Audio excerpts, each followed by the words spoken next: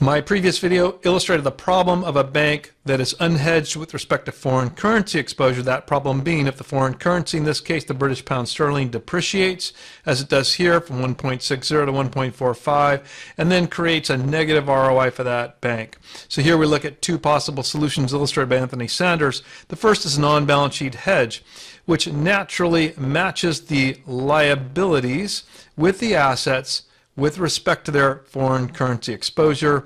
And the second one, maybe a little less natural, uses derivatives. That is to say, the bank effectively locks in the return on the asset side with a forward foreign currency or forward currency contract.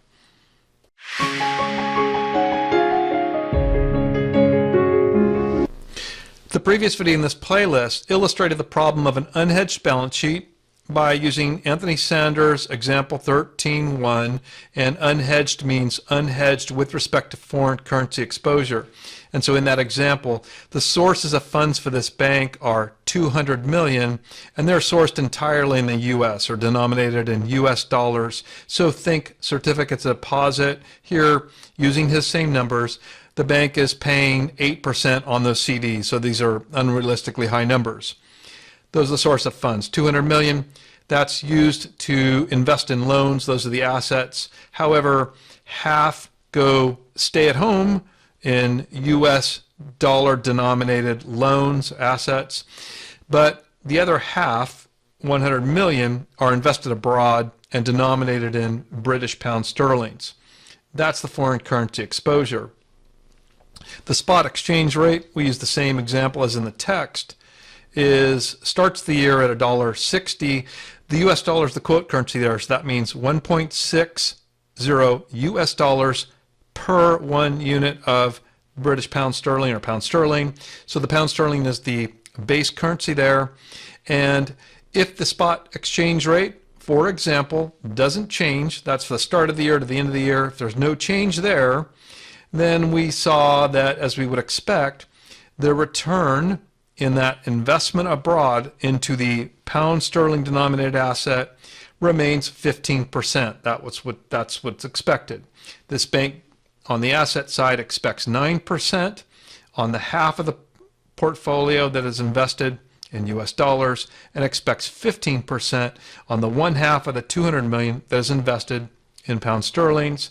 And with no change in the exchange rate, spot exchange rate, that 15% is preserved for an average return on assets of 12%. The cost of funds are 8%. The difference between those is 4%, what we call the ROI. That was the base case, but the risk exposure is manifest when there is depreciation, in this case, on the British pound sterling, right? So 1.60, for example, dropping to 1.45 US dollars per 1.0 British pound sterling.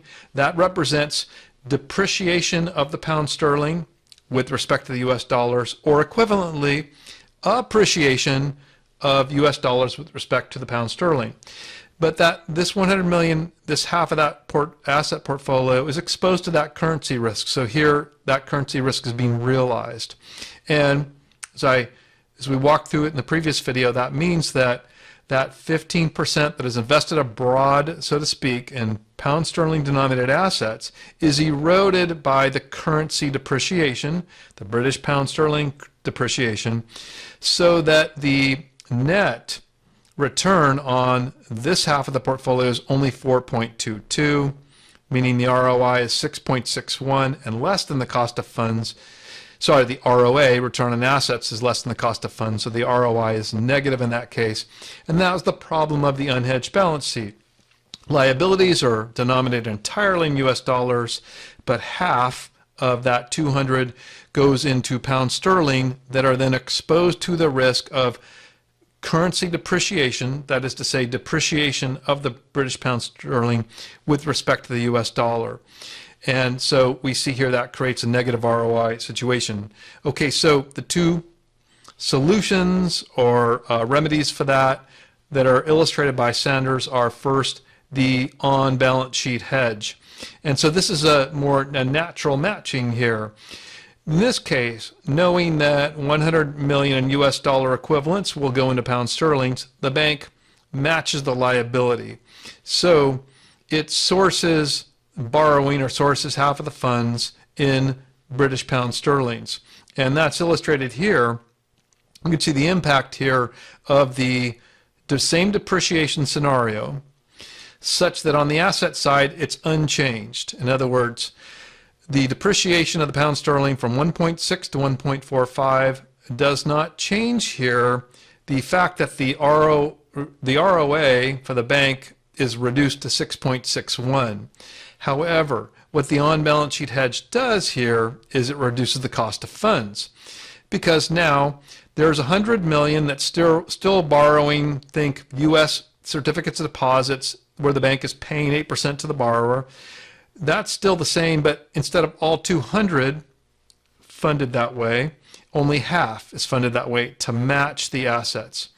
The other half, in 100 million US dollars, is converted into pound sterling and paid to pound sterling borrowers. So 100 million, you can see here, exchanges at the 1.60 into, start of the period, 62.5 million pound sterlings, and the 62.5 million pound sterlings, you can see here, they pay a rate to those borrowers at 11%.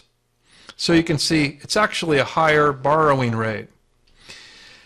The benefit comes in at the end of the period. The pound sterlings are converted back into US dollars. After all, it was 100 million US dollars here that were used to translate into pound sterlings as a source of funds by issuing, for example, certificates of deposit to British borrowers. So the 69.38, the bank does pay 11%, but it comes back at the end of the period at the depreciated, or at the new spot exchange rate of $1.45. And so it translates back as only 100 million, 0.59, or 590,000. So you can see here, this 100 million, although it paid 11% to British borrowers, so to speak, it is similarly reduced, just like on the asset side, but this is a source of funds and is a cost of fund to the bank. So on the liability side here, the bank is greatly benefited by the depreciation, such that the cost of funds, that's the anti-return to the bank for this 100 million, is only 0.59%. It's 59 basis points. Again, that's 11% paid to those British borrowers. However, almost entirely eroded by the currency depreciation when those pound sterlings come back as US dollars. So that means the cost of funds here that was 8% previously when the liabilities were all in US dollars, this was 8% cost of funds, but now it's 0.59% under the depreciation scenario because the bank is matched, and the cost of funds are only 4.30, and you can see that the ROI is back to positive. When in the previous scenario of depreciation where there was no matching, that you'll recall that ROI was negative 1.39%. So that is the on-balance sheet hedge, and it works because this currency depreciation that works against the bank on the asset side by eroding at return is matched by the benefit of the cost of funds being reduced, the benefits on the liability side of that same currency depreciation. And that'll cut both ways, right? That unhedged balance sheet that would have benefited if I go back to it and say 1.7, right? That's going to benefit the bank on the unhedged side. But that's not why it does the hedge.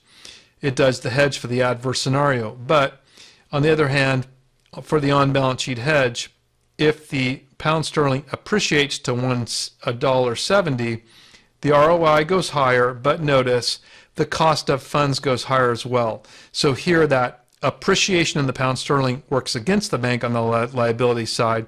And so it basically, as a hedge, keeps that ROI not exactly the same in all scenarios, but in that neighborhood of 2.5, 2.6%. Then the next example is hedging with forwards. And this could also be called off-balance sheet. So here we go back to the same starting place as originally, and the bank is going to source its funds, in all $200 million entirely in US dollars, knowing it's still going to take half of that invested abroad. Now, instead of the balance sheet hedge where it changes its liabilities to match, here it used the derivative, specifically the forward foreign currency contract, or a forward foreign exchange contract. And in this case, this is the way I've illustrated this. At the beginning of the period, the bank enters into that derivative contract, a forward foreign currency contract, where it makes a promise to deliver pound sterlings in exchange for receiving US dollars. That's how it locks in effectively its foreign exchange rate. And it knows how much it's going to, what it expects at the end of the year. It expects to have 71.88 million British pound sterlings after they grow per the return. And what it's going to do is, instead of wait until the end of the year, well, it's still going to convert that back, but it's also going to enter into that forward foreign currency contract and deliver this amount of pound sterling in exchange for US dollars. And so it can lock in that rate now, and the that exchange rate. And the number that Anthony Sanders uses is just a 5 cent, not exactly a 5%, but a 5 cent discount. So starts the year, we start the year at $1.6 US dollars per 1.0 pound sterling. And then Anthony Sanders just assumes that, well, a reasonable forward price might be $1.55. So at the beginning of the year, the bank simultaneously here with making these two loans enters into that forward currency contract at $1.55. So here's the 100 million in US dollars that gets converted into 62.5 pound sterlings. That's the amount that's loaned. And then you can see here that that loan amount grows at 15% as expected. We don't assume any defaults.